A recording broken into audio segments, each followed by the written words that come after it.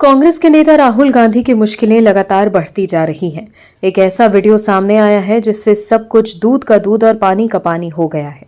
कांग्रेस के लोग राहुल गांधी को प्रधानमंत्री देखना चाहते हैं, लेकिन राहुल गांधी जो कर रहे हैं उससे उनकी सियासी लॉन्चिंग लगातार फेल होती जा रही है। एक बार फिर राहुल गांधी मुश्किल में फंस गए हैं। दर्शकों, जिस तरफ से देश में पीएम मोदी की लोकप्रियता बढ़ती जा रही है, वहीं इंस्टाग्राम पर जिस तरह से पीएम मोदी का वीडियो व्यूज कलेक्ट करता है और नया रिकॉर्ड बना रहा है, उससे युवाओं और खास तौर पर जेनजी के बीच सबसे ज्यादा पीएम मोदी का जलवा देखने को मिल रहा है। ऐसे में मुद्दा विहीन कांग्रेस और राहुल गांधी अब पीएम मोदी को गले मिलने को लेकर सवाल उठा रहे हैं। लेकिन गले मिलना कब से गुनाह हो गया, ये बड़ा सवाल है।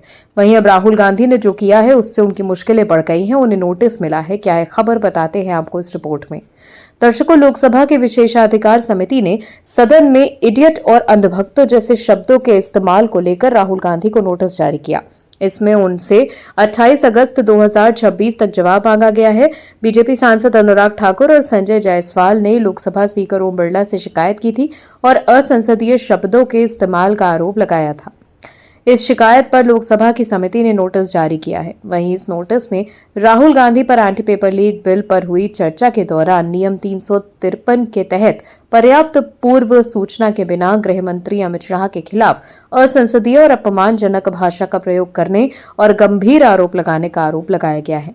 बीजेपी सांसद डॉक्टर संजय जायसवाल ने भी राहुल गांधी पर गृह मंत्री के खिलाफ कथित रूप से असंसदीय शब्दों के इस्तेमाल का संज्ञान लेने और प्रक्रिया नियमों के तहत उचित कार्रवाई शुरू करने की अपील की थी।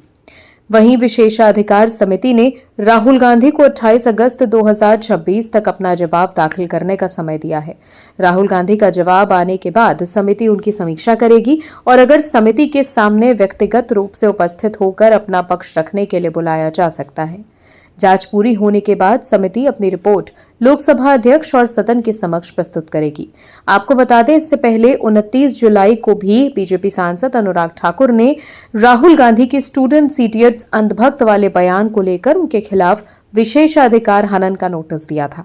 उन्होंने इसे संसदीय मर्यादा के खिलाफ अपमानजनक और मानहानि करने वाली भाषा बताया था। हालांकि राहुल गांधी ने इडियट और अंधभक्त को लेकर सदन में जो बातें कही थी उनको संसद की कार्यवाही से हटा दिया गया है।